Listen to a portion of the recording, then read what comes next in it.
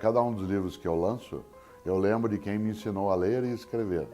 Cada vez que eu vou assinar um livro, vou autografá-lo, eu sinto o peso leve sobre a minha mão da dona Mercedes, que foi quem me alfabetizou em Londrina, né, há exatos 60 anos. Portanto, eu nunca escrevi. Quando alguém fala, você tem seus livros com quem? Eu falei com a dona Mercedes e todos aqueles e aquelas que passaram comigo, né, na minha trajetória.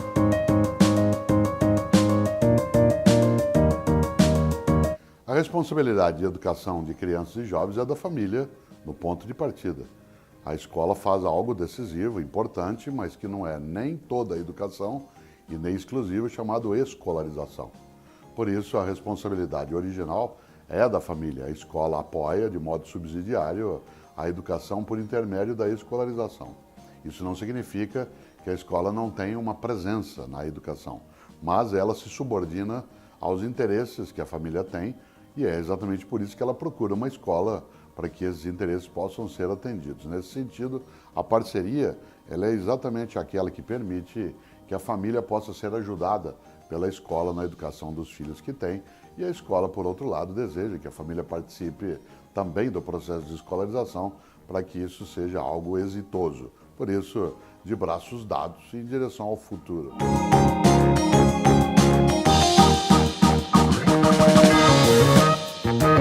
Nenhuma pessoa se forma do mesmo modo o tempo todo na mesma idade. Por exemplo, eu não posso, com uma criança de 4, 5 anos de idade, discutir com ela valores éticos, porque ela não tem ainda a capacidade de racionalização. Eu só posso dizer a ela isso sim, isso não. Isso é certo, isso é errado. O porquê, isto é, a racionalização, virá mais adiante. Eu também não posso exigir que um adolescente de 15 anos de idade, que está com uma mudança hormonal imensa, que ele tenha a mesma conduta que o menino de 7, inclusive em relação ao tempo de sono, ao modo como ele acorda, às atividades que ele desenvolve. As pessoas que educam pessoas precisam saber que as pessoas não são idênticas só porque são pessoas.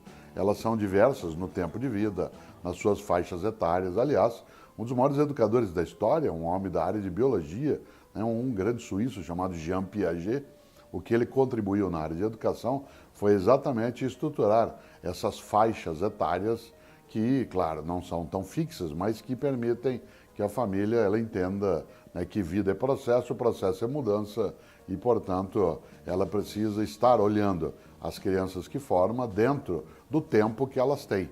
Eu dizendo uma coisa óbvia, todos nós e todo ser humano na história sempre viveu na era contemporânea, sem exceção, né? Só que nós não vivemos a contemporaneidade do mesmo modo. Por isso, nem a família pode tratar de modo igual aquilo que é diferente em relação às faixas etárias.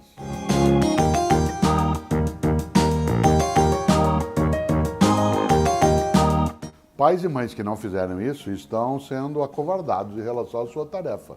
Afinal de contas, não é só do ponto de vista legal que uma criança ou um jovem é a responsabilidade do pai ou da mãe até que ele tenha a maioridade que a lei estabelece.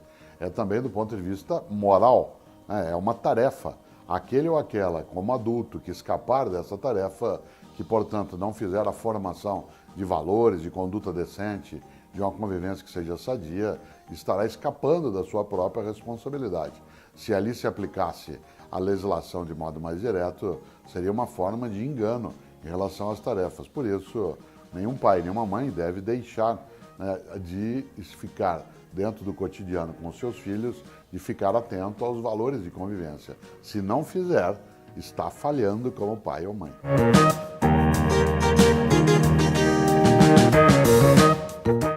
A democracia é um conceito político social coletivo. A família não é uma organização democrática. Ela é uma organização participativa. Assim como uma sala de aula não é uma organização democrática. Ela tem uma autoridade. Nesse sentido, por exemplo, numa sala, meus alunos têm comigo e eu tenho com eles uma relação respeitosa, uma relação de participação, mas eu sou a autoridade. Eu não posso ser autoritário, mas a autoridade sou eu. Na minha família, com os meus filhos, que já cresceram, com os meus netos, eu mantenho com todos uma relação afetiva, uma conexão amorosa, mas eu, de maneira alguma, abro mão da minha autoridade em relação àquilo que preciso fazer. Por isso, o conceito de democracia se aplica ao conjunto social e pressupõe igualdade de deveres e direitos.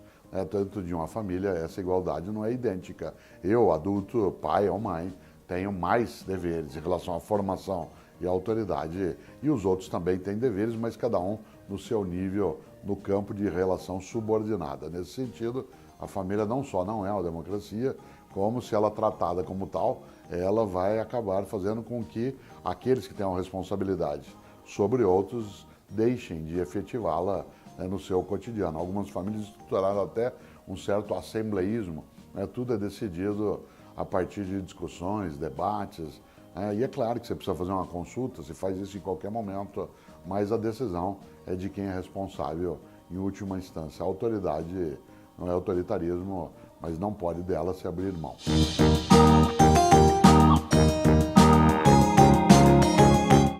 A escola é parte da sociedade. Nós não temos a sociedade e a escola ao lado, como ela estivesse na beira do campo, aguardando a hora de entrar. Ao contrário, a escola é parte da sociedade. Por isso, a escola tem que ter como referência os valores que a sociedade coloca, seus desejos, seus movimentos. Agora, ter como referência é diferente de se subordinar. A escola tem uma autonomia relativa, mas ela tem uma autonomia. Isto é, ela não pode simplesmente, porque agora é moda, alguma coisa, entrar exatamente nesse circuito da moda. Ela não pode, por exemplo, quando se estabelece uma sociedade em que o comando dela é autoritário, implantar uma organização autoritária. Ter a sociedade como referência é um sinal de inteligência da escola, mas referência é diversa de subordinação. Por isso a escola leva a sociedade em conta, porque dentro dela está, mas não pode a ela se subordinar.